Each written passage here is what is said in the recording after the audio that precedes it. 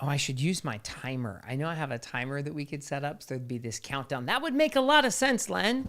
Oh, man. Yeah. Okay, I should set up that timer. All I would have had to do is press the button, but now it's too late. So, Leonard, do you think we're good to go? Yes.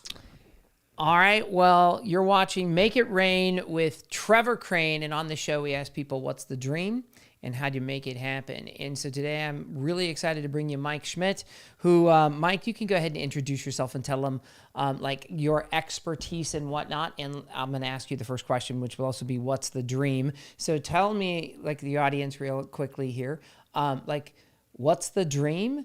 Who are you? Who do you serve? And then I'm going to probe you quite a bit about that. But excited to introduce you guys to Mike. Hey, thank you very much, Trevor. Appreciate you.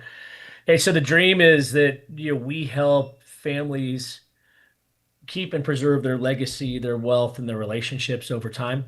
And there's an awful lot of transition that's going to be happening over the next couple of decades, and I think a lot of families are not prepared for that. So our dream within what we do is we are family business consultants, and we help prepare the next generation to take on the mantle of preserving the family legacy, the family stories, the family relationships, but at the same time, think about their assets and their wealth and the things like that that might be important.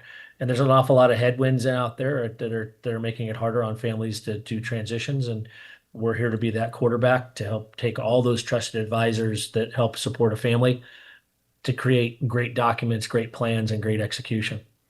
So, brother, let's talk about who that really is, because I know you work with a lot of farm families or whatnot. I don't know if I'm saying that right, but like, who is the type of family that you're trying to help them pass on their legacy? Give me a little more clarity around that. Who? A lot of our families have already done at least one transition, so they're already in the mindset that continuity, family businesses, or family wealth or family assets is kind of something they've already done. Maybe they did it really well, maybe they didn't do it as well. Most of our families are What do kind you of mean by, third. let me just interrupt. What do you mean by transition? They've already So trans transitioned. so transition at some point, leadership, current management, current CEO, current chairman of the board, they're not going to be there, or maybe somebody's trying to evolve from CEO into a more chairman role, and they need to leave room so that there could be, some of the higher level management positions available in the organization, Mm-hmm. so that long-term management continuity, customer relationship, employee relationships, efficiencies of work, and that kind of thing are passed down from one group to the next. Also, with the elevation of what's different in the business climate that might be able to be adapted with the bringing in of new minds, new perspectives.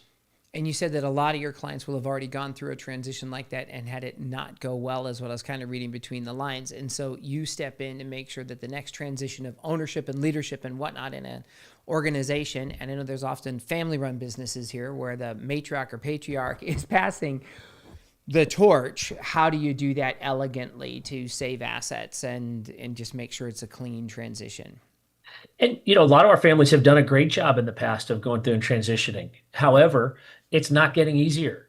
It's Mm. getting harder. It's getting more complex. There's more distractions and white noise out there that are trying to pull people away out of the family structure. And so and then there are the cases where it didn't go well. They're like, oh wait, we can't let what happened to dad and uncle happen again. What do we go through? How do we fix that? And so a lot of it has to do with communication.